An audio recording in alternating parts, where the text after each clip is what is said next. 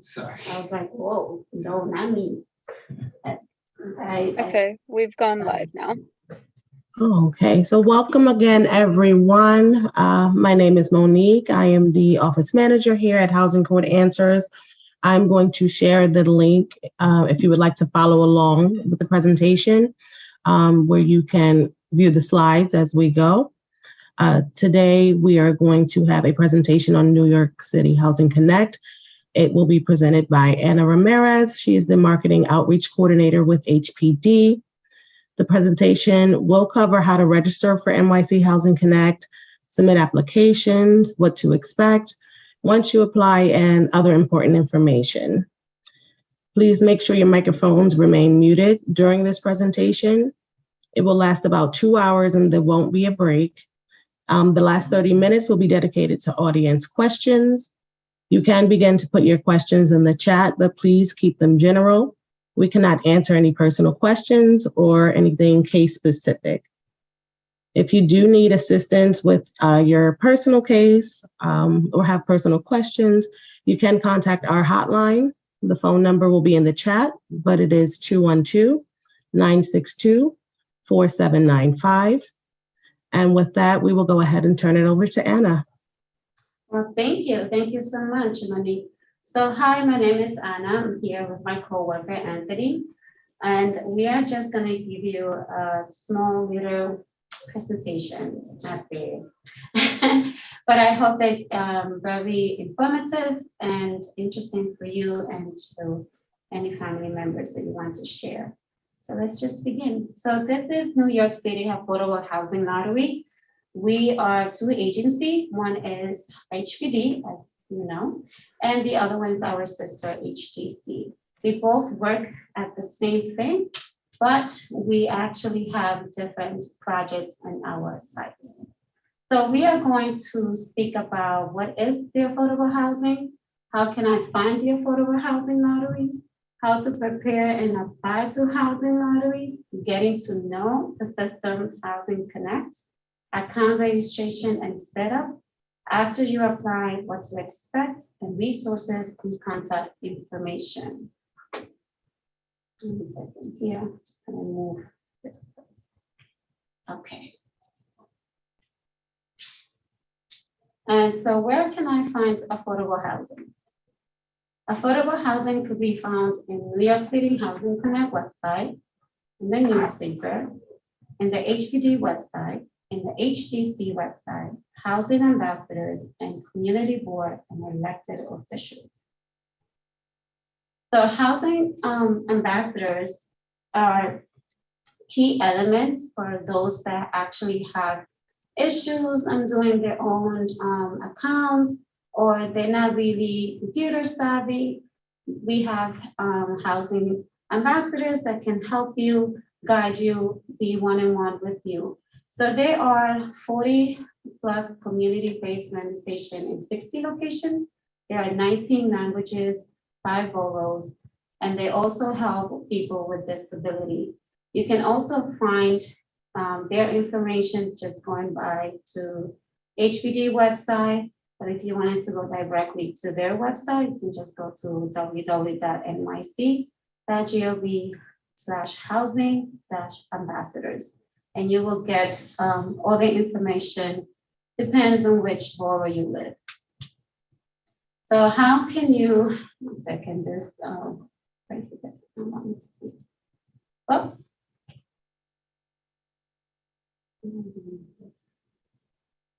One second, sorry. Trying to see how I can remove the part. I don't know if you guys can see the title. Yes, we do. Okay, great. Because on my side, it has it blocked, but if you guys can see it, that's good. We can definitely go through the Housing Connect. You can find and apply for affordable rental and home ownership opportunities. To qualify, your household must meet the income and size requirement for a unit in the affordable development. Your household size consists of all people who will live in the affordable unit, and your household is contacted only when your application is reached.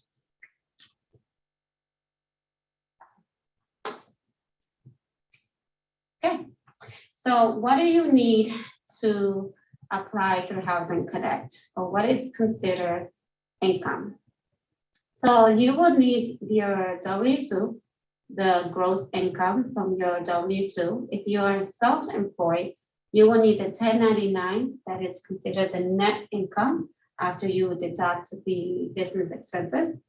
And then you will need other sources of income, including unemployment, disability, workers' compensation, social security, OSSI, pension, public assistance, child support, gift, etc., etc., etc. Anything that comes to your pocket, anything that could be added as assets that you are having, that's considered income.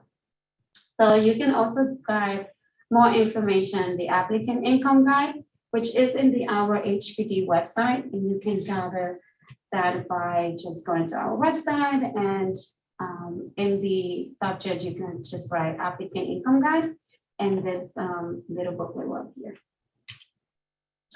So rental assistance and subsidy. Rental subsidy may help pay all or portions of the rent, but you must indicate on your application if you have one. If you have a rental subsidy or a voucher, you may be eligible for a development for which you don't otherwise meet the minimum income limit.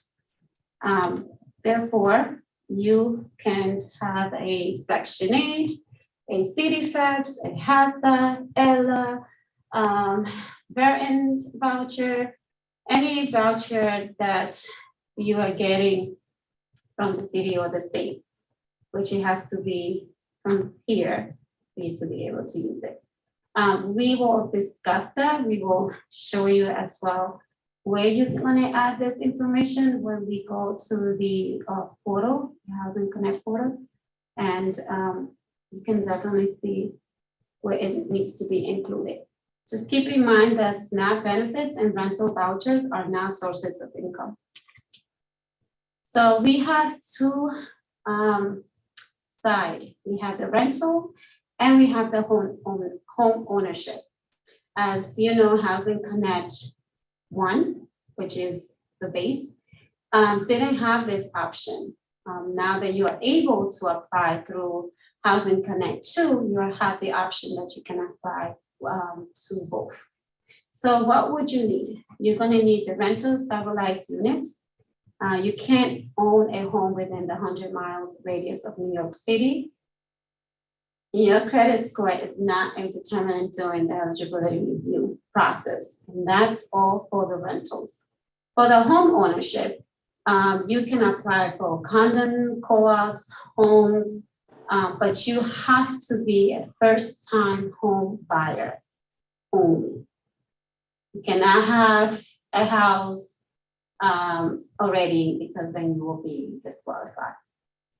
We will discuss that later on, how we can apply that in the Housing Connect as well. Most banks are required credit score for 620 or higher, and may have a requirement in addition to the city. This also might change, depends on which development you are applying for. So now that we discussed a little bit of the information that you might see, we are going to show you the Housing Connect and how you can set up your own application.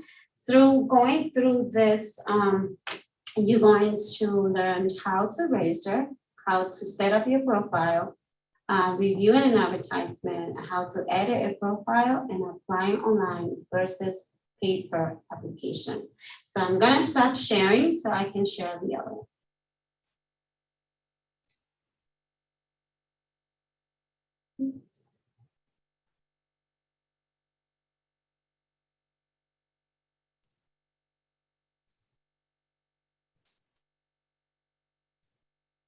Can everybody see this? Yes. Great. Well, here we go. I was able to move it. Okay, great.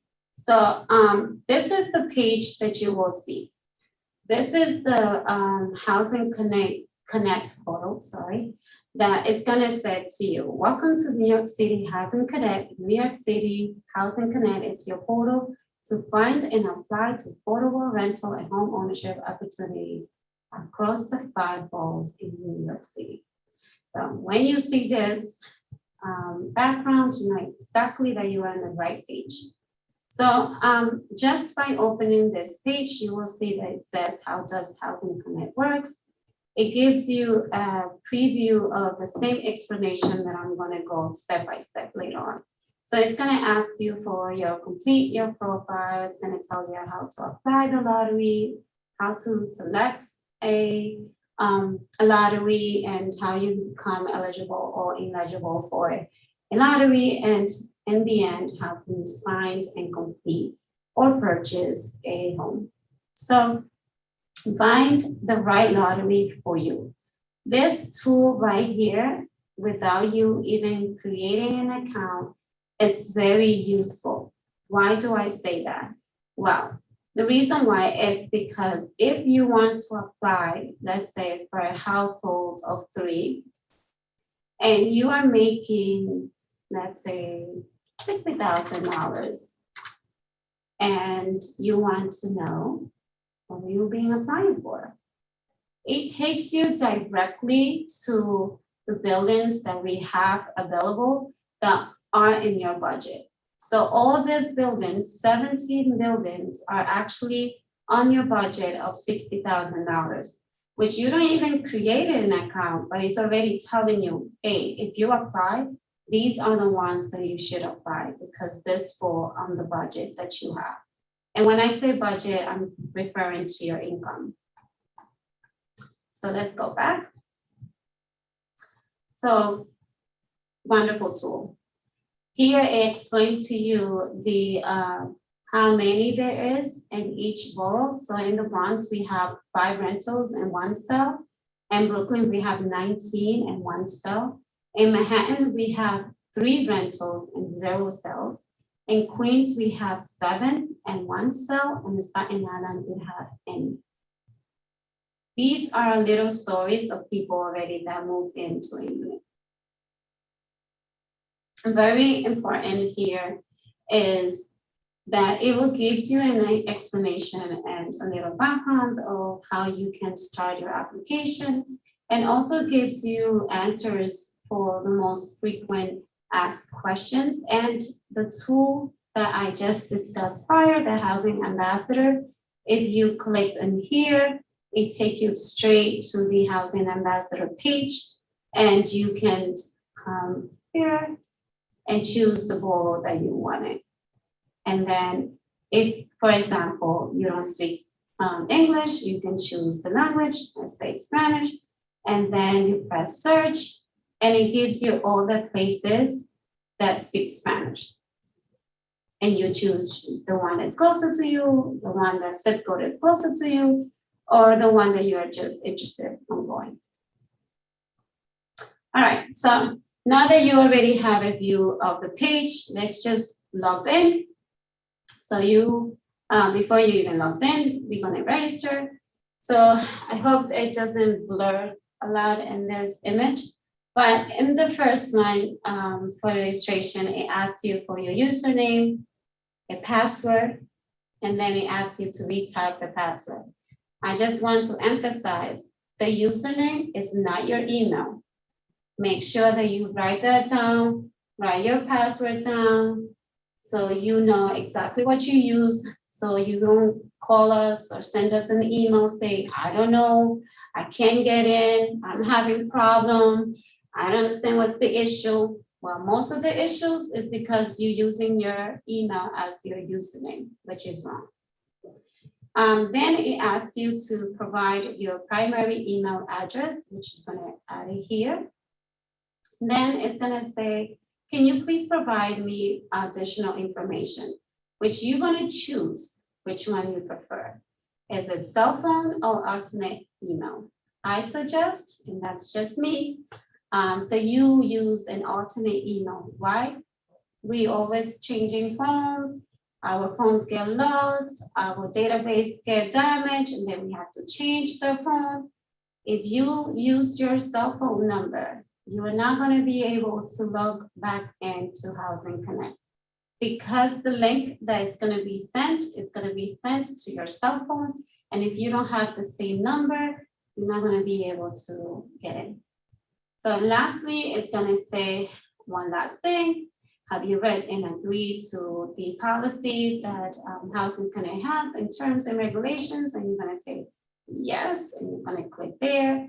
And then it's going to say create my account, which we don't add any information. That's why this is not blue. Otherwise, this information here where it says create my account will be blue, and you just click on it, and then you know you can start. All right, so that's how you register to create your account. Also, you're gonna get 2 links because the system wants to know that you are the person that you're saying. So what I'm trying to say is you're gonna get one to your primary and you're gonna get one to your secondary. And you have to approve both of them to be able to continue doing your registration. So now that you already registered, we are going to get into our account.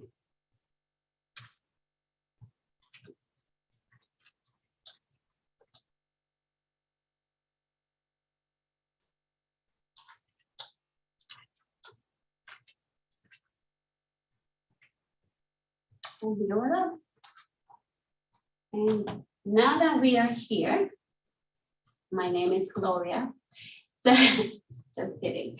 So here, Gloria, it's have her account here. The same information that I mentioned is the same thing because it's the page that we were before. Now, if we want to go to Gloria, and this information here with Gloria is the information when you signed in. So now you're gonna go to my household, which is the most important part here. This is your application. If your application has this red and this red, that means your profile is incomplete. Now, how do we start? Well, we go to auto summary. We're gonna ask you questions about where you live. You're gonna write your address, but some of you might say, wait, but I live in a shelter. What address should I put here if it's asking me for that? Well, if you live in a shelter, you can actually, you have 2 options. One option is that you can definitely put the last address that you had prior, or you can, if you have a PO box, you can say, I'm not currently living in address, and then you can check mark this, and then you can add the PO box address that you have. Okay, so we go to next. I ask you questions. You can read the questions. It says, do either of these living situation currently apply to you? You answer best that you can. You go to the next one. And then here is the key. So this is where I was referring to when I said you need to make sure that you enter if you have any subsidy. So, and this question says, what type of rental assistance do you receive? You can choose which one you are receiving right now. Let's say none of those applies to you. Well, if that's the case, you go to where it says other, you check other, and then describe which one, which I put Ella, and then you can just move forward and we will see. Okay, so now we finished with that section. We go into the housing choices and we click on that, and now we have different questions. It says, are you only interested in units that are located in an elevator to building? This question is very important. Why? Because the system is only going to give you buildings which your choice. So if you choose that you are interested in elevator buildings and there are buildings that don't have no elevator, they're not going to tell you to apply for it. It's not going to show. It's not going to be a preference for you because you say you're not interested. So if you just don't want to limit yourself, I would just say that you don't mind. Then the answer will be no. So are you only interested in units, buildings where there are flat entrance? That's also whatever you choose. Are you willing to live in a building that's have no pet policy or has pet policy? That's also your choice. So after you provided all the answers to these questions, you go to save. Now it says updated successfully. My information is good to go. Now, how are we gonna, what do we do next? And how we add a member? So the next section here says how to member. You're gonna go to where the plus sign is. You're gonna add a member here, which is gonna ask you the same information that you did when you're adding the first member. So same information. But let's say I wasn't added yet. I will write my name, my date of birth. Okay, well, my date of birth. Then it says, right now, because I didn't write anything. Okay, let's see if I can pretend that I'm writing something so it can light up. But no, I don't want to. All right. Can you guys see it? Do you want me to pretend that I'm writing something so you guys can see it? I can see it, Anna. Great. Thank you, Monique. So it will say, what is the member, a social security number or tax ID? Just keep in mind, you don't have to write your tax ID or your social security. You don't have to provide that information. But to apply to Housing Connect, you need to have social security, at least one member. Why? Because we need your taxes, and you cannot file taxes if you don't have a social security number. So then it says, if you are a student, does the member have a disability? That's a big one. If you have a disability and you say yes, then it's going to ask you what type of disability is it that you have. If you need any accommodations for your disability. So just be mindful that if you see that question and you do have one, please answer that question. So then we move forward and move forward and move forward, and you can see, which I'm going to show you here. So let's say we want to update Gloria, which I already added her, and then we want to edit her. Again, this is what I was mentioning, the person's name, their date of birth, so social security, which is not necessary. If I'm a student, I said no. And then, do you have a disability? I said yes, which he said, do you have a mobility disability? Which I said no. And then he asked me, do you have a vision or hearing disability? And I said yes. For vision and hearing disability or mobility, you need to have the form that your doctor needs to sign or a certified nurse needs to sign, saying that this disability that you have is going to be for the whole year. What is the whole year? The 12 months. For the 12 months, you have to have this form ready to go and be able to provide. Let's say you did this form now in November.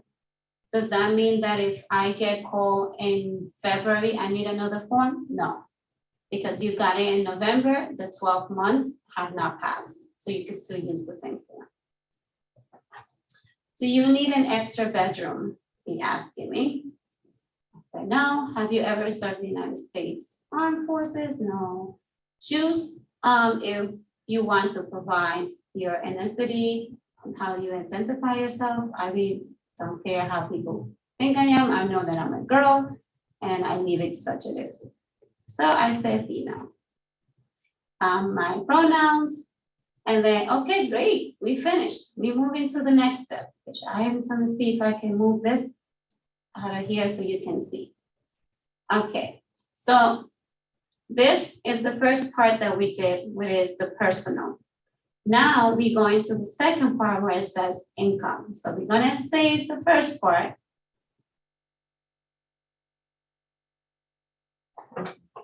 Great.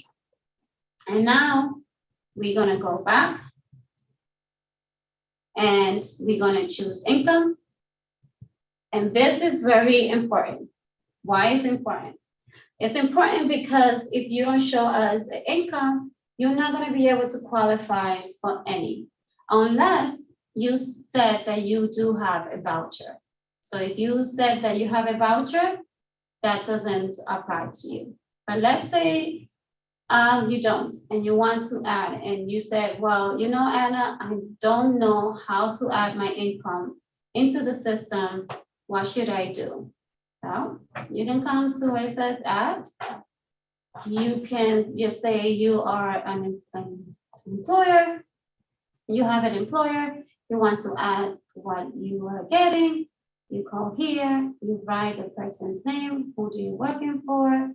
And then when you started, are you an employee in the city of New York? You answer yes or no, which I already have answered that one. But when I'm saying but is because,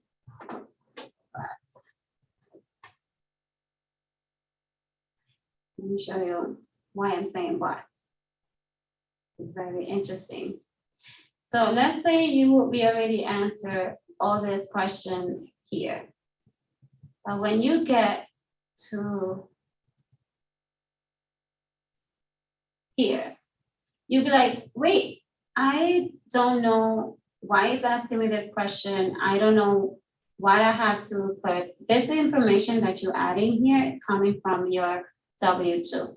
So box 1 is the first one in the W-2, then the third one, and then the box 5. So here, where you're looking at these 3 boxes, you probably wondering, why do I have 2 the same and 1 different? I'm gonna explain. Sometimes, and depends on like what are you taking out from your paycheck, it will see that the difference between the Medicare and the income, what is called the gross, it will be different. Why is that? Because if you are a person that's actually paying for child support, but you made it automatically to come out, and let's say you're paying for child support and $200 is coming out of your check every single time you get paid, that will not be added to your income because it's not money that you actually received, right? But in the end, the system is also saying, well, you did get paid that extra $200. So that's why the Medicare and the first box is different, because it's adding back what you have been taking out for, like, say, in this case, child support. So in this case, the system selected the higher one, which is going to be box 5, which is the $65,000. So if you go back later to my profile, you will see that this is the amount that it took. So if we go back for the changes in your taxes or in your W-2, you're gonna say no. But if you change jobs, just in case you're working with Reebok this year, and then in the middle of the year, you change job and now you're working for Nike, but your information for the W-2 will change because now you have 2 W-2. You will have the Reebok because you started, and then you have the Nike that you ended up with. Or let's say that you were working with the same company, Nike, but you got a nice boost in your paycheck. So now you're not making 65, but now you're making 80. It asks you if there will be a change because the change probably was in the middle of the year. So you will say yes. Okay. So now that this information is actually completed, we're gonna save this information and we're gonna go to the next. So now we added the income. Another section in the income is if you don't know how to add that, you can also write the pay stub. So let's say you're receiving 6 pay stubs and you say, hey, I don't know how to add my income that I'm having this year, but I have 6 pay stubs. Can I add it? Yes, you can actually add it individually and the system itself will do the calculation for you. Can I jump in real quick? Yeah, sure. So if you're, the first question that you'll receive in the income will be a W-2 question. And you would say no to that in order to either enter it in via pay stubs, as Anna was about to say, or if you actually do know your yearly salary that you calculated, you could just input that. You have 3 options when it comes to entering in your income. There you go. So thank you, Anthony. And so then if when you're done and you enter the information that Anthony just referenced to, then you will go to the assets part. So here in the assets, probably some of you say, I don't have no account. Okay, you don't have any, you don't have to enter it. But here it's just asking you where if you have a JP Morgan, a TD Bank, or Wells Fargo, that's the only thing it's asking you. It's not asking you how much money you have in it, and they don't care, which that information is going to be given if you actually get pulled and you have to provide documents. So this is the only thing that it's asking here. And then it asks you if you have real estate property, which if you do, it's good that you actually say it. Why? Because when we reviewing your application, or not us in general, but the agent that you are applying for, they will notice it in your taxes. So they will see it anyway. So just be honest to prevent. Now that we're done, it says save. We go back. These 2 are completed and nice and green. Now we have the last task here where it says housing choices. Here in the housing choices are where you're going to be asked if you are interested in the re-rentals and resales. So if you are, you say yes. What are the re-rentals? The re-rentals are the mini lotteries that you will not see in Housing Connect because these mini lotteries pulled from the people that actually said yes to this question. And then when you received a email saying, hey, your application has been pulled. Are you still interested, let's say, to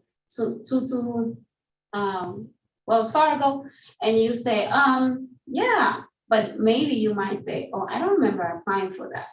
So that's a reason why, because you literally didn't apply, you didn't submit an application, but intentionally or non-intentionally you did, because you said this question, you answered yes, and it's going to take it from here. So if you want to have part of the re-rentals or the resales, we also having the home ownership mini lotteries as well. That's going to go up. So if you're interested, it's also going to get pulled from here. It gives you a choice. If you are interested, it's going to ask you for which bedrooms are you interested on. And you just answer, and then you hit next, and then you choose the borrower that you want. Hit next. And are you also interested in units that are locating elevators or located in the first floor? That's your choice. Are you interested in buildings where they're flat? That's also your choice. And are you interested in a building with no pet policy? It's kind of referring back to the first one that we did at first, but this is just for them to know for the re-rentals. So you answer your questions, and then if everything seems good, you go back and save. And now you have everything completed. But just a little example, which I don't want to take a long time here, but let's say we go back to edit and profile. Let's say by mistake, in the section where it says income, added that I received retirement on disability, right?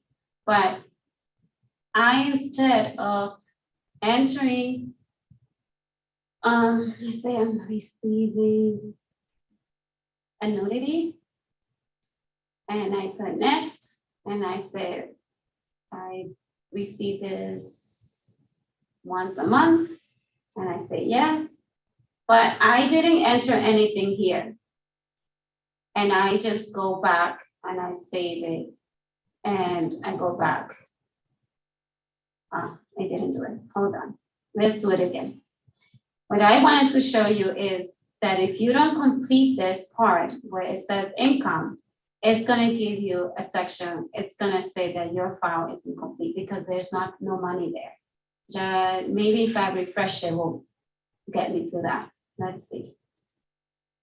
Let me see here. I think I'm getting the right button. Hold on a second. Here you go. Well, it will not take it, and it will say that your profile is incomplete because you didn't enter an amount in your income section. So if you didn't enter anything here and no money, you didn't add any income, how much you're getting, then it's gonna say income incomplete. But I don't know why in this case it doesn't want to do it, making me look bad. But if you don't do that, it's gonna say that, and then it's gonna look like incomplete file. And then the only thing you have to do with a lot of people's having issue is just going back to the income and delete it, or make sure that you actually enter the information complete. All right, so everything seems good. We're good to go, right? It seems like we all have to complete and everything's okay. Now you are interested, I'm going to apply. We're gonna do the same thing. We're going to open lotteries, which we did on the first one. We saw all those buildings, beautiful buildings. And now it's telling you that we have 36 lotteries in Housing Connect. And we can go here, it says sales, and it tells us that we have one sales home, which 28 houses for you to apply for. Now, as you saw that my income was only $65,000, I can still go back here and choose the household size if I want to, my income, the monthly amount that I want to pay, or the maximum that I'm willing to pay. But let's say I don't want to deal with none of this, and I just put the amount that I'm getting paid now, which is 65. And then I just press search. So it's giving me the 17 rentals lotteries that I could actually apply for. And from different boroughs. For example, this one belongs in Brooklyn. This one's in the Bronx. This one is in Queens.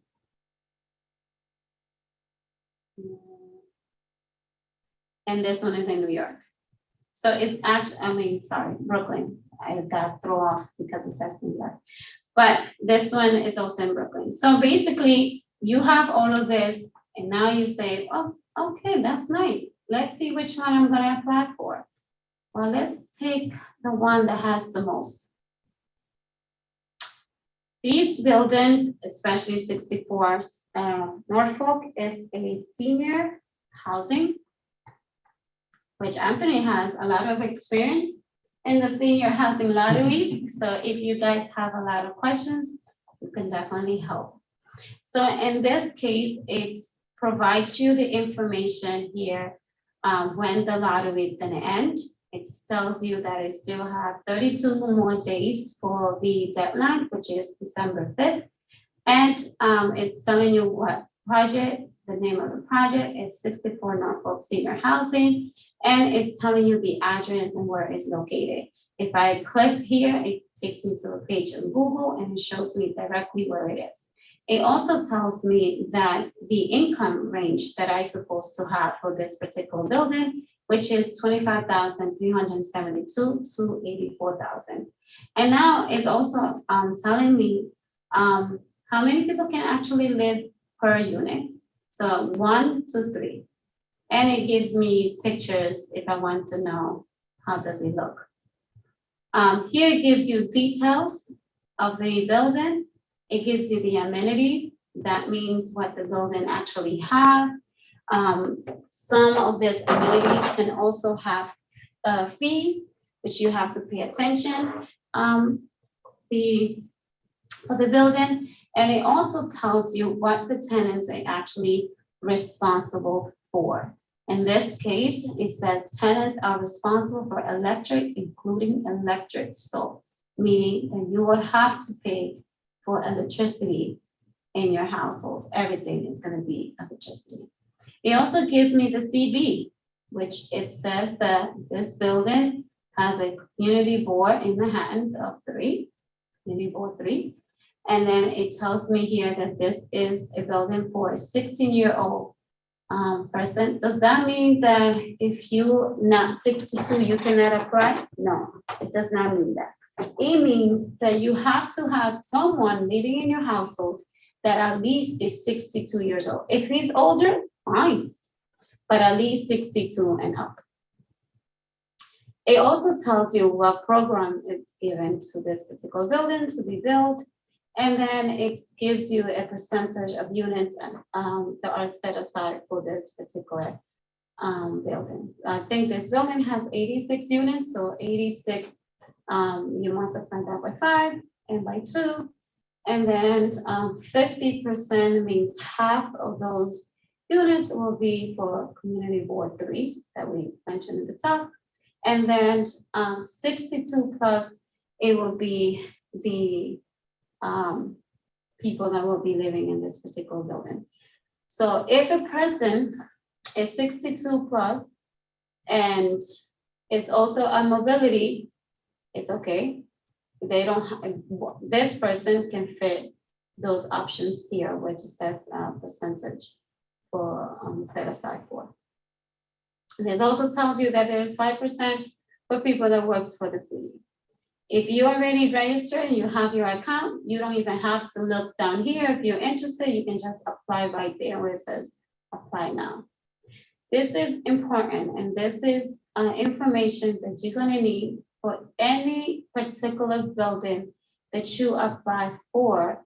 This advertisement and this grid that we are going to look at tells you specifically the following. The area medium income, which is, in this case, we have the 40, the 50, the 60, 70, and I think there's also 80 and 120. There's a layout, which is telling you what type of units they are. And it tells you how many units there is. This is important. So for you to have an idea of what is it that you're applying for. And then the monthly rent. As you notice that the monthly rent changes depends on the AMI. And then it gives you a breakdown of how many people can actually move in with you in a studio. So in a studio, only 2 people can actually move in. And this person that is actually moving in with you, again, it has to be a person with a 62-year-old, it could be a mother, it could be a dad, and another person, regular age, doesn't really matter, but a senior person has to be in it, which is gonna be $25,372, and the max will be $37,360. And then the max here changes because it's income of 2.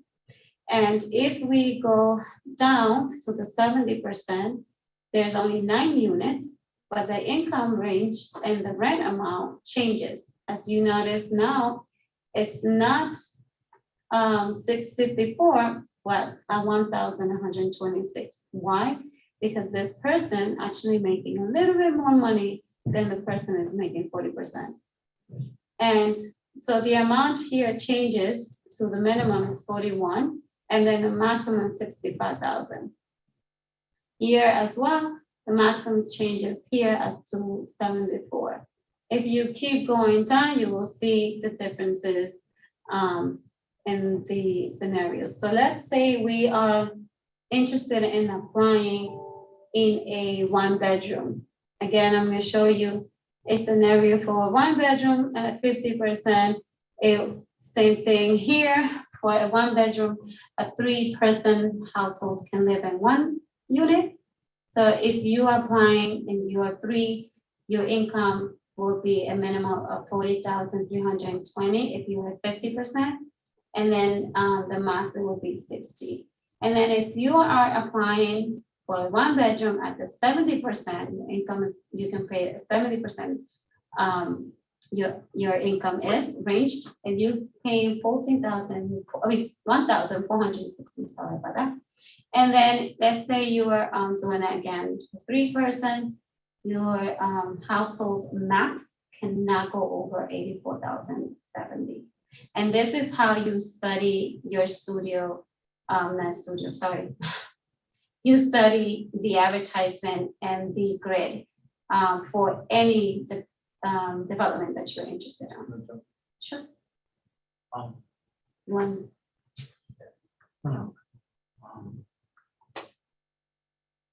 So as Anna was saying, just so you guys also know, if you have a rental subsidy, your rental subsidy would ideally have to cover the rent of the unit that your household size meets. And that total income that you're looking at is for your total household. So for example, if you and your wife both make income, it's your total income together.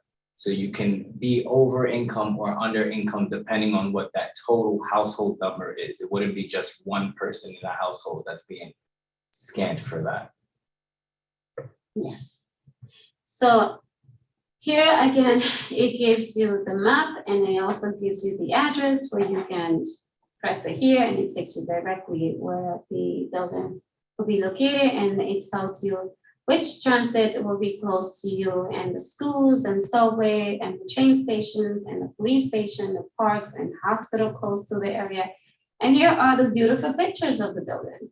So here's a picture of the building. Here are pictures of a 1-bedroom, and here is a studio, how it will look like. As you can see, I'm going to show you this. A studio just does not mean that you have 1 bedroom on a little room on the side.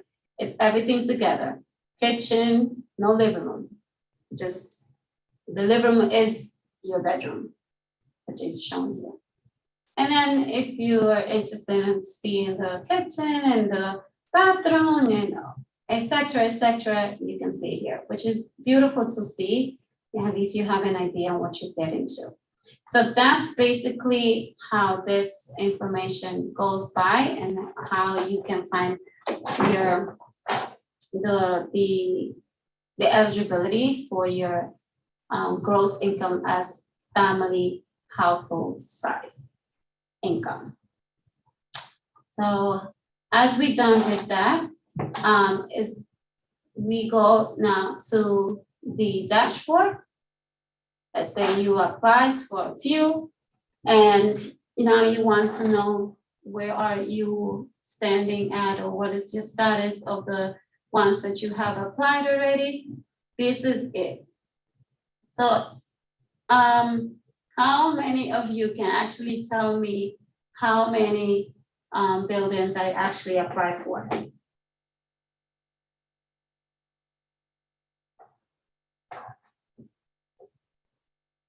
Nobody?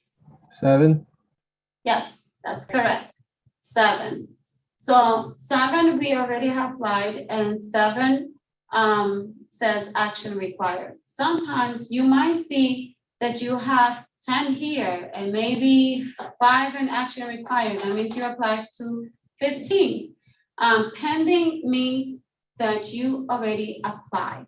It does not mean anything else. It's just mean that you decided that you like a unit from any development that you applied for, and you liked it and you applied, you sent your application. So pending is just your application that you submitted. In process means that you already sent your application, and the agent that is actually working for that particular development notice that you are eligible in the information that is there, and you are the person that probably was next on the batch that they pulled, and they said, okay, this person seems that can meet the income requirement that we are looking for. And if that's the case, you move to in process. Then from in process, and when they get to your file itself, they're gonna say, okay, this person does meet the income. Let me tell them that to provide information in their documents. And now you move into action required because you already have submitted your documents, they have reviewed your documents, and your documents have passed with them. And now that documents that you submitted, it has been submitted now to HPD or HDC for review. So what happens if they already submitted the documents and everything went well, and let's say HPD or HDC agrees with the information that the agents provided, now you're moving to completed. Why you move it to completed? That means HDC or HPD approve your file and let the agent know, hey, I agree the documents that this person submitted is correct and I approve. Now you moved here. When you moved here, now you're just waiting for the agents to come back to you and say, hey, as you notice, you've been approved, congratulations. Please come and sign your lease and get your keys. That's what you want to hear. So, so when you're applying here, I wanted it to show you, but that we don't have different ones. But if you are in that case of action needed, it's gonna pop up like that. Let me go back to that. There you go. So if you let's say action needed, and it says action needed, you go to action needed to the building where you say that says action needed. If it says rejected, if it says ineligible, you go here. There's little notations here. It will give you that information. You just click on it and it will open up, and then it will give you that information. It's gonna say your application has been reached, da, da, da, da, da, da, and then it's gonna give you a time frame. In this case, it's giving me until the 16th to submit my documents. So if I waited for the 17th to actually submit my documents to the agent, you're telling the agent, I'm not interested. So what's gonna happen is that they're gonna reject you because you're already telling them, hey, I'm not interested. So just make sure the deadline that you have to submit your documents. I suggest you do it before that so you don't have any issues lingering. So here you go to a show document, and it's gonna give you a list of the information they are requesting of you. And you will have all of this information. And then you're able to add, and if you're not interested, you can also withdraw your application. But here you can actually go here, make a comment. Because we don't really can't send any information, but you will put the comment here. You can add documents, and then you can start the process that way. Can I say something? Sure. It is very important that when you're uploading documents, you try to upload all of your necessary documents in one go. Once you hit the submit button after, it will lock you from submitting documents any further from that point. So if you only put 2 pay stubs in and then you hit submit, that's gonna technically be looked at as unsatisfactory documentation. You didn't provide all the documentation that you wanted. So they give you an upload button, make sure you upload all the documents requested, and then hit submit. This way you'll have more of a seamless transition, because otherwise they'll see the documents that you put in there and they may ask you to provide additional documentation. But a lot of the case you may have to wait a little longer for that. So the best thing to do is submit all your documents, upload all your documents, and then hit submit at the end. Correct, because after you press submit, there's no going back. The only way you can actually add more documents if the agent itself opens up the section and give you another date, then you can definitely add more documents. Another important key on this section is contact And here where it says contact, it gives you the information of the agent who's working with this particular building. It gives you the email, the phone number, and actually who is in control for this particular development. In this case, Blimi is the one working for this development. So if you want to know and you will call us and say, hey, I went and I don't see any information, you need to go to the building that you applied for and then go all the way to where it says contact. There you're gonna see who's the project contact information, okay? Sounds good. So that's what you have to do for each of these. We're not gonna go to all of them because it's kind of like the same thing. So let's say you did all of this and you feel like you need some more information, or you feel like there's questions that have not been answered while you were doing all of this. You can also go to about.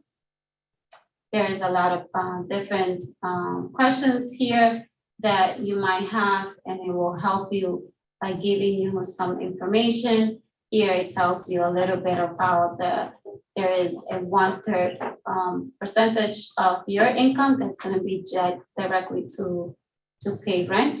And then it gives you how to apply and thinking on how about applying. So all of these things are here, which is very useful and learned.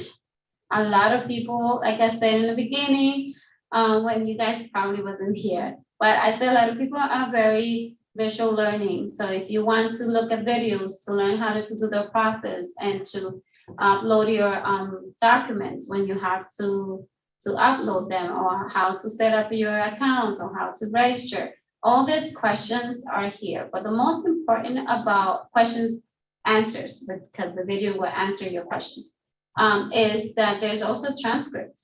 So if you don't want to watch the video, you can just read about it and follow the information that is there. So this is the most useful tool that you can use to get more into your Housing Connect and to be more in tune to your own portal. So one tool that I actually forgot to mention, which is very important, is the one here. Even though I mentioned it when I opened the page, but you can also do it inside. If you are interested in different languages, you go to the little globe and it will give you any language that you want. So I guess with this is enough information for you guys to learn how to register and what do you need to do. So now we're just gonna go and finish our presentation with, Anthony, you wanna talk? But we have time. I'm gonna finish the presentation, which is gonna be a little quick, so you guys can have at least some time to answer, for us to answer questions that you might have in the end. Okay, so now that you already have done your application, and I just want to emphasize that what I was showing you are for those people that actually applied online. If you apply through paper, this is how it gets into the online portal. So if you applied online and you applied through paper application, it goes to this little circle here where all the applications here randomly create a log, which this log is going to help you to get your number where you are in each development that you apply for. So the log number is randomly assigned. If you apply online, you can check your log number by logging into your Housing Connect account. Applicant outreach and eligibility determination is done in log number order. So we're not skipping anyone. And it doesn't matter if you apply first or last or in the middle. It really doesn't matter. Applicant who apply by paper can get their log number by calling our hotline or by calling the company responsible for leasing at the development. So when you call us, please give us the name of the development. Without the development name, we cannot provide you a log number. We have many, many, many buildings, so we don't know which one you are referring to. This we already have discussed. So appointment eligibility, invitation to submit documents for eligibility assessment. So online applicants submit via Housing Connect. A paper applicant submitted via mail. So a paper applicant will get a H2, HC2 paper requiring their documents that they have to submit. And the online applicants that applied through the portal, they will get the same letter, but it will be online, not through mail. So online or paper applicant can request a drop-off option, and your documents are kept secure and confidential for 5 years. Not every household invited to an appointment for eligibility will be offered a unit, even if they are eligible. Please keep that in mind. You can also find more information in the checklist and resources. How to submit your documents information, we already have discussed that. We already told you how to do it and what you need to do. And how Anthony was referring to is the submit button right here. If you actually hit this button, there's no way you can submit anything else, because whatever you pressed there, when you pressed it and you only have one sheet, that's it. Which you have to call us and say, hey, I made a mistake. I was submitting my document, but my mistake, I submitted the document. Now I cannot finish the submission. We will be okay, no problem. Tell us what project was that you were submitting documents for, and we will provide you the agent phone number or email, so you can speak to them and see if they allow you to submit their documents through there. So fees. And there's no brokerage fee or application fee. Credit check fees are allowed, but limited to $20. Okay? If you're receiving a call or a letter saying that you have to pay, please don't pay. Please, please, please don't pay. We don't charge you. The agent's not supposed to charge you. The agent only supposed to charge you $20 if they are guaranteeing you that they have a unit for you. Otherwise, you don't have to do it. So only charge once you have been determined eligible and a unit is available for you. Please don't do it otherwise. So credit and criminal background check. You cannot be rejected if your credit score.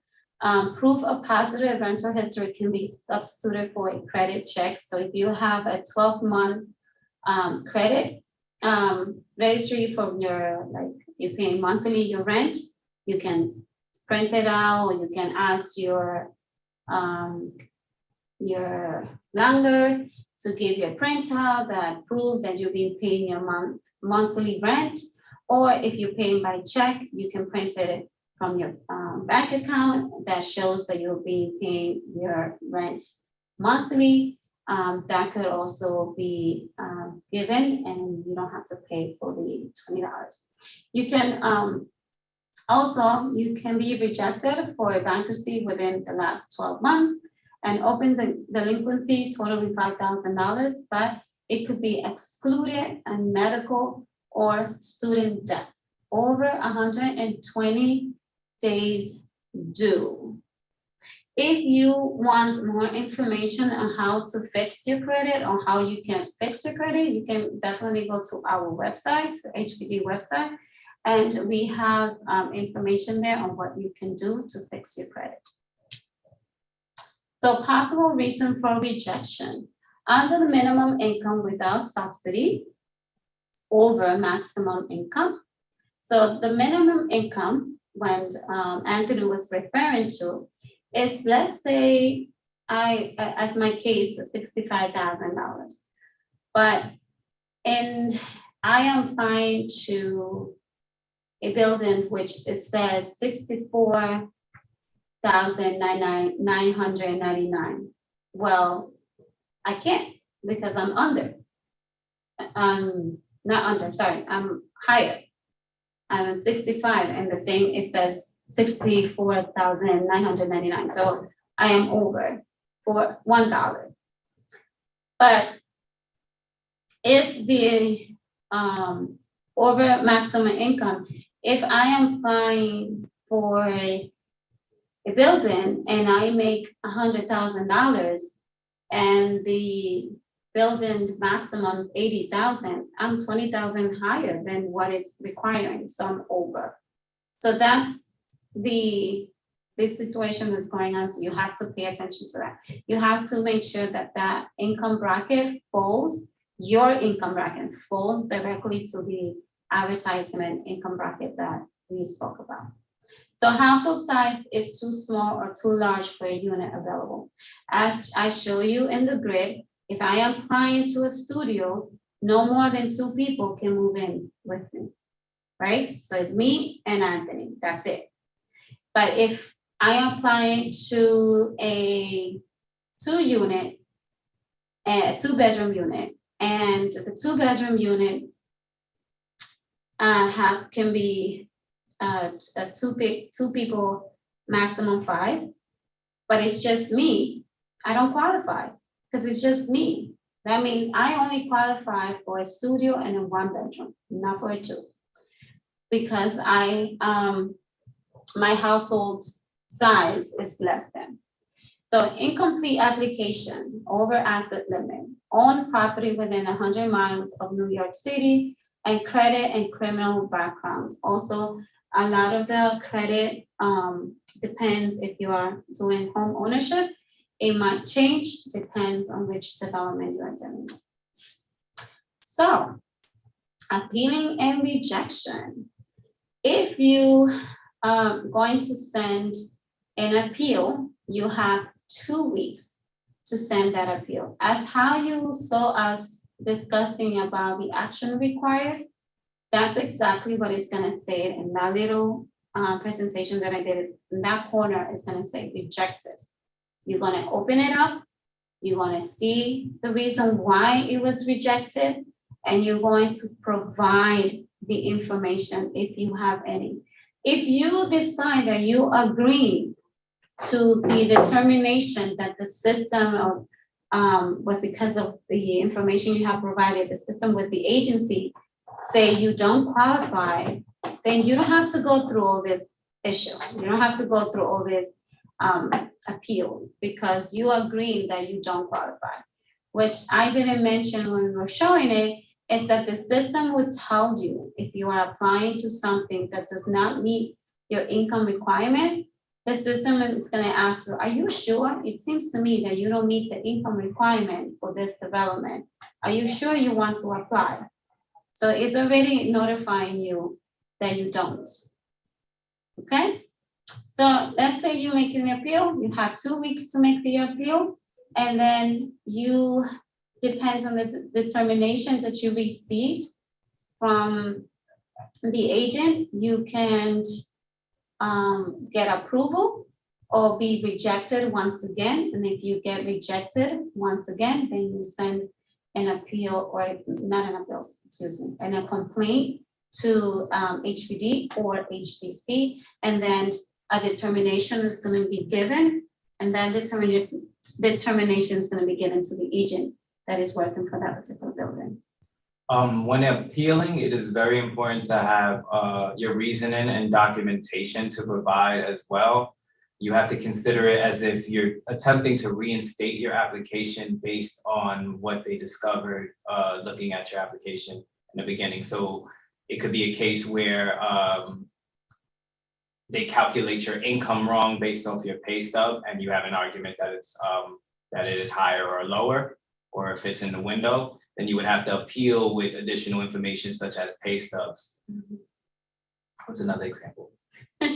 Pay stub, pension, child support, anything that you're using as extra, if you send it and then they notice that the information you submitted or you didn't submit, because sometimes you are so excited that you got called that you didn't submit all your documents. Mm-hmm. And so that could be another issue. You can say, oh, sorry, I forgot to include that I get pension. oh, I forgot to include that I have a child and I get in child support. So you have, that can be another reason, and you can change that the same way that Anthony just mentioned. Okay, so how to submit documents. We already discussed that in Housing Connect. And as well, I mentioned that you can also send messages and comment to the agent when you are submitting those documents. And like Anthony mentioned, and he kept mentioning, that you have to make sure that you provide all your documents before you actually press submit. A friendly reminder, you can also visit us in New York City.gov Housing Connect to get the most up-to-date information on the city lottery. You can get acquainted with the Housing Connect site and register for a new account. You can use the Find the Right Lottery for You filter on the home page to identify the lotteries your household is eligible for. And immigration status is not a determinant in eligibility. The household must have a household member with taxable income. And your profile is live application. Please update your profile accordingly. So this emphasizes that for those that have a live account, you can change it as many times as you wish, but if you get pulled, and when you got pulled, your application was incomplete, you're not gonna receive a log number. You're not gonna be called. You're not gonna be going to the next step because your information was incompleted. So yes, you can go there and do changes as many times as you wish, just be mindful. And that's another things that benefit that you guys have, except the paper application applicants, they don't have that option. They cannot go there and change it because they don't have an account. So here are different type of resources that you might have. We discussed about the videos that there is in Housing Connect. There's also videos in YouTube. And we discussed about the about information section in Housing Connect, and all the rest of the information that is the income guide, the checklist, the applicant with disability and ready to set and apply, and your guide to affordable housing. All of those things could be seen in our website. And the ready to rent it's a very important section because they actually help you to get ready with your first deposit and your moving expenses. So it's good to know if this is your first time, maybe you live with your parents and this is your first move out, it gives you an idea of what the expense might be. And again, the ambassador that you can basically find in any borough that you live. So and between Anthony and I, we want to thank you for your attention. And I'm so sorry we took too long and most of you probably want to take a break. So thank you so much again, and we send it back to you. Thank you so much.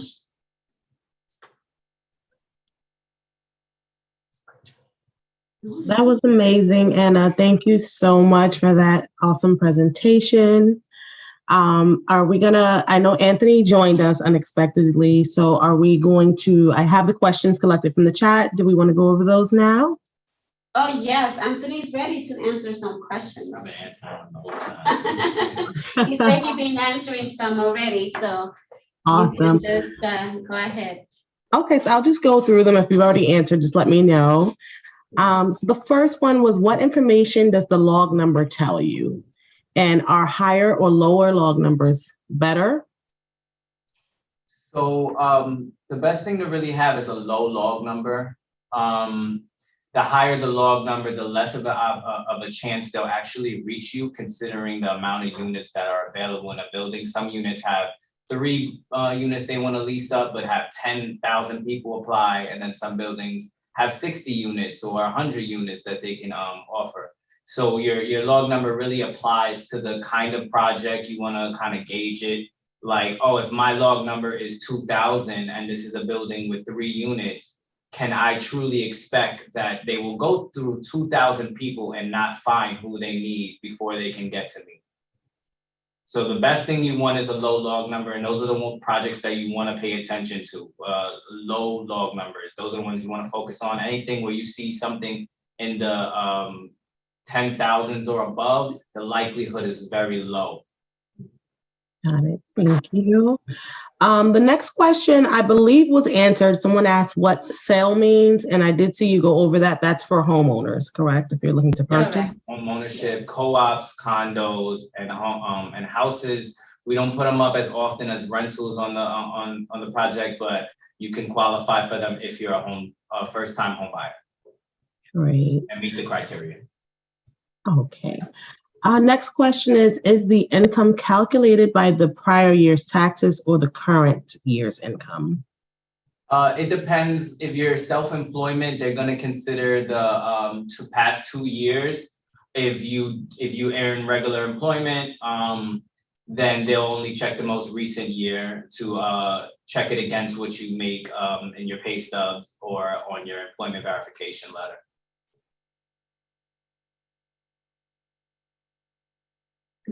So this one, sorry, I was still on mute.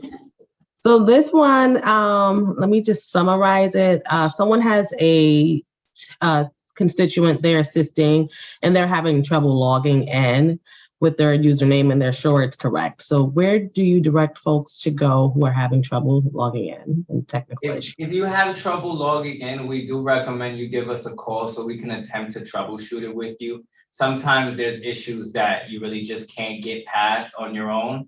So a lot of the issue that we do come across is that instead of putting a username in, the applicant may put their email in when trying to sign in. That's a big one that we get often. Another one is that they may have lost their second authentication contact, whereas maybe they might have had a phone number attached and then lost their phone. At that point, you're kind of restricted access since there's so much sensitive information on the website. We want to make sure that it's secure for you. Got it. So make a phone call. Okay. The next one, for someone who is self-employed, must they fill out a 1099 form to be eligible? They gave an example, a nail tech that works from home but doesn't typically fill out a 1099. Like, what would they provide as proof of income, I believe is the question. So I answered that question. They would, ideally, anybody that's self-employment, you would need an affidavit stating your income yourself, stating what you'll get gross, what you'll get net. If it becomes tricky for the marketing agency to still figure that out, they will request like a CPA letter. So you may have to go to someone and help situate your funds so that you know exactly how you are getting paid. But aside from that, tax information is important. We do ask for the past 2 years, but there are some exceptions made when it comes to having the other items together. So if you are a self-employment applicant, make sure you try to provide as much as possible to clarify your income to the marketing agency, so they can also try to assist you in calculating what you actually receive. Great. And Anthony, to go back to the previous question, someone asked for that number they would call for troubleshooting issues or if they have problems. Yes, I'll throw it in the chat. Okay, you'll put it in? Okay, Yeah. great. Okay, so I'll go on to the next question. If an applicant has no social security number but has an ITIN number, can that be entered? You don't need a social security number to apply on the website, but if you are contacted for an apartment, they will ask you for a social security number or an ITN number because they want to make sure that you're a taxpayer of the US. Okay. Someone asks, is it recommended not to select an ethnicity on the application? It's mostly used for census. It doesn't affect your application at all. So it's up to you. I understand some people are skeptical about that. You know, it's truly up to you. It's not factored in anything that will assist you in qualifying or anything like that. Great. Okay, I think this one may have been answered, but is there a different log number issued for each building applied for?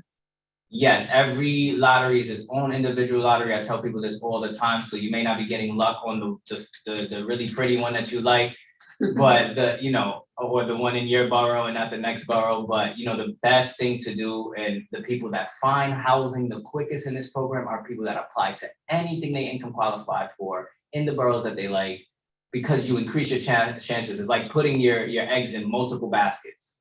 Right.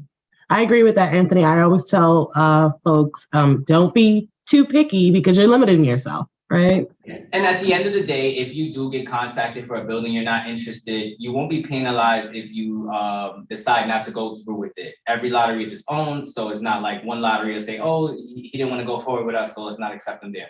It's not going to be like that. Everyone is different, so you won't be penalized for deciding that you're not interested in a unit if you're contacted for one.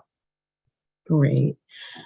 Okay, the next question, do the tax incentives that these buildings get for providing affordable units expire? And if so, what happens to those tenants when that does happen? There's usually a really long period of time. A lot of them are 35 years plus. And at that point, they completed their affordability, the developers and owners of that building. So they fulfilled their contract with the city, but I doubt that it would be any case where they'll try to evict you or anything like that.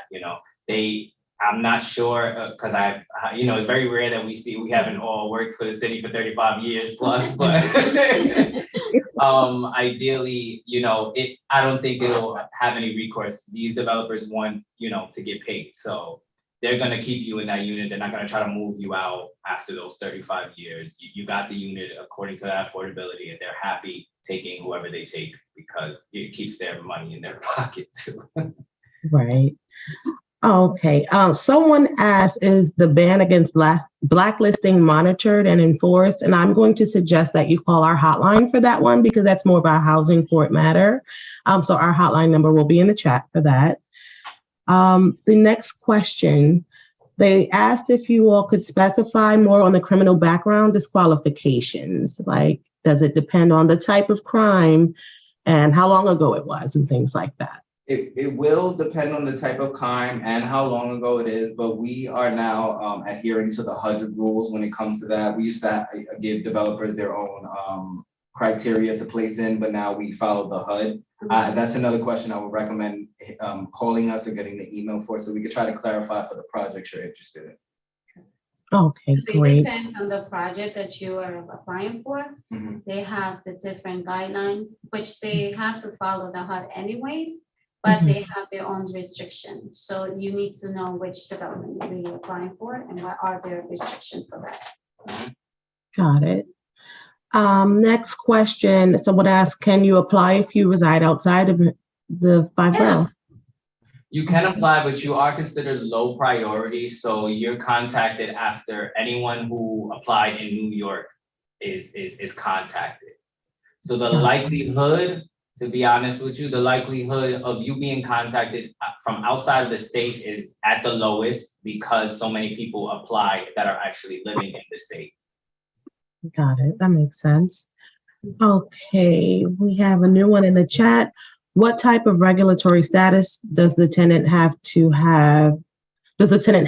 live in these units? Are they rent stabilized? They are rent stabilized. Yeah, so all the units are rent stabilized. It's not much other criteria that you have to abide by aside from the income qualifications. And that regulatory that Anthony was mentioning prior is not for the applicant, it's not for the tenant, it's more for the developer. Mm-hmm. So it's nothing to do with them. Got it. Do individuals who live in shelter or in NYCHA have priority, being that those are questions on the application? No, I'm sorry to say, but no, there's no priority for who lives somewhere. If you are applying to a building that has New York City preference, maybe you are lucky enough that you get picked for that. But there is no priority if you're in NYCHA, if you are in what is the other one? CHR or something. I think that's one of the other The HCR? Yeah. HCR, thank you. HCR. No, it doesn't really, it doesn't really matter. You don't have no preference. It's only preference if you employee for the city and that particular development that you apply for has a percentage for New York City employee, then you have a preference there that way. Thank you. Next question. Is the website with the Housing Ambassador programs updated regularly, and are all of these programs currently accepting new referrals are offered to someone who's working with a housing ambassador?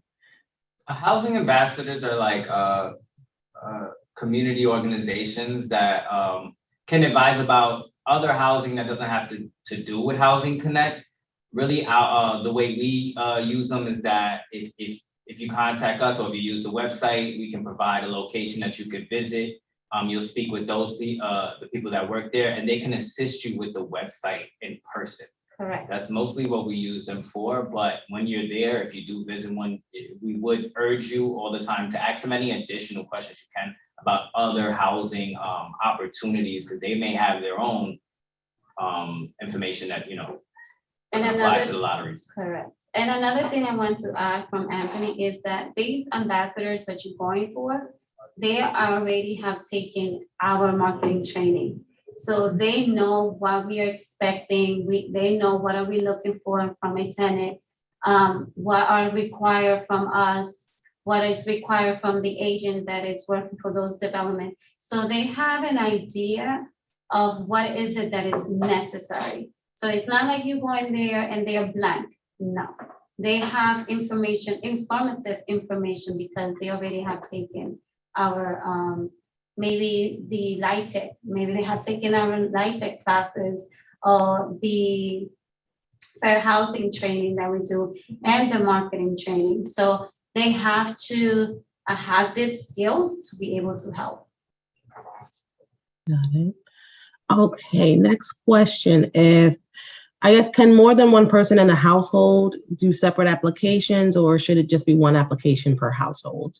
It should be one application per household. If you attempt to, for example, if it's me and Anna on the application, but I'm the head of household on one, and then she does her own where she's the head of household, that could be seen as a duplicate or multiple application and could penalize you or disqualify you. So the best thing to do is to apply with your entire household from one account. Unless you want to create your own, then that's fine. You can create your own, but just make sure that you don't put anybody else. And also, if you do have two separate accounts, whereas in one, I'm the household member and the other one, Ann is the household member, you have to make sure you don't apply to the same lotteries, because that's where you'll be penalized. Otherwise, if you're applying to different lotteries from those different accounts, you won't be penalized because we won't end up seeing you twice. Correct. Which I want to add, because maybe somebody might have this question lingering somewhere. If you apply to a development and then you apply, and then for some reason you withdrew your application, but the development's still live, you can still reapply, but you cannot apply again through Housing Connect. You would have to ask and request a paper application and fill it in and send it. So and why you are able to do that? Because you already withdrew the application, so it's not counted for. But if you signed and send one through paper, the one that you sent will be counted for. To add to Anna's point too, the applications that you create in Housing Connect, your profile is always live. So if you ever apply to a project and then realize your information was incorrect, the best thing to do is just update your profile and not try to unapply to that project, because then Correct. you will end up messing up your opportunity to apply and have to go about the paper route. Instead, just make sure you, at all times, your profile is as up to date as possible. If you change a job, or if you decide that this household member is not going to move with you anymore, or you're going to add a household member, always make sure that's up to date, because once a project comes across your number and pulls you in, that's the information that they're going to adhere to. And if they contact you when your information is different than what's on your portfolio at that time, you're going to have clarity issues, and that could have you rejected. Awesome. Okay, well, it looks like that's it for the questions. That's good. let's That see. means we did a good job. Oh, one Monique. more just popped up. One more just popped up, of course. Is there a best practice to apply for a unit, a building? For example, as soon as the lottery opens, or I guess they're asking, does it matter when, So it's it really close to the deadline? No, it doesn't matter. You could be the first person to apply or the last person to apply. Once the deadline date is met, everybody's mixed up and given a log number, not according to when you apply. But if you are looking for a better opportunity when you're applying, you want to make sure that you're looking for buildings that possibly have a preference category you fit in. So if you're if you're mobility disabled or hearing visual disabled, a lot of our projects have preferences for that, where they start to reach out to these applications first until they fill their requirement, and then they go on to NYC. So a lot of you may end up in the community board of a building you're interested in. And if they're accepting community board preference there, then you can get a possible preference just for being in the neighborhood.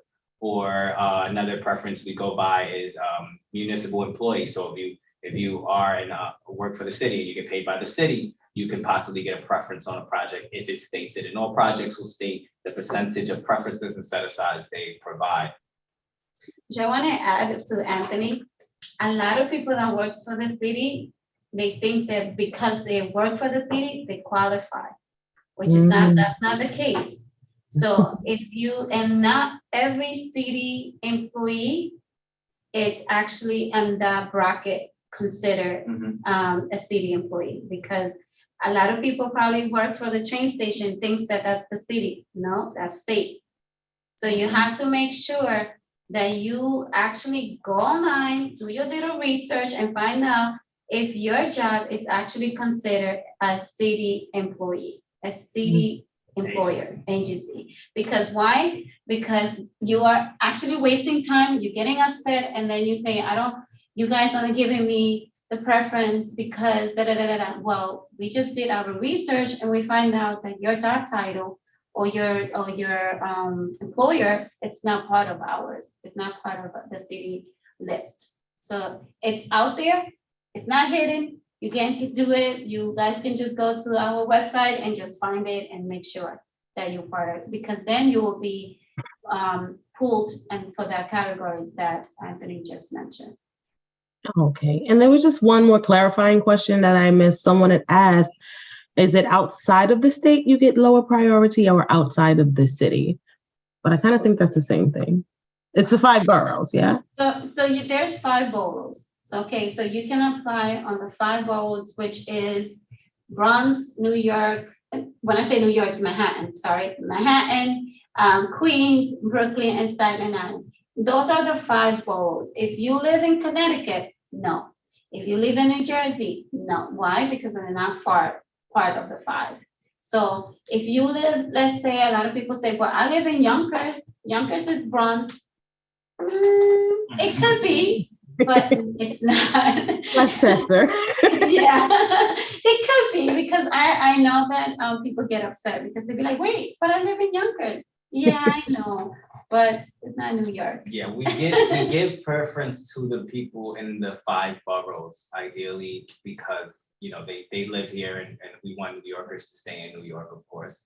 It's not that you can apply if you're in another state or not in the 5 boroughs. You can apply. It's just the likelihood of them reaching your number would have to be after they already reached out to all of the NYC applicants that apply.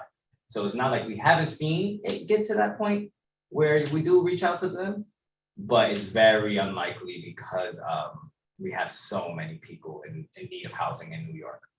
But you can also, wherever you live, let's say you live in Connecticut, Jersey, you can live upstate.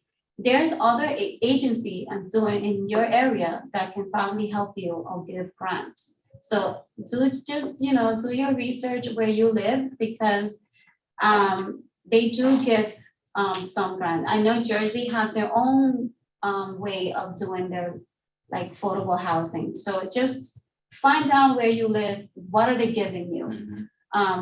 We do this, and that's New York, but Jersey might have another way, Connecticut might have another way. So just search in your ways that you can be participant on something that is affordable to you. Okay, we have one last question. Yes, that's true. That's true. But can you have street and drive with yeah. these programs? Yes. Yes, you can.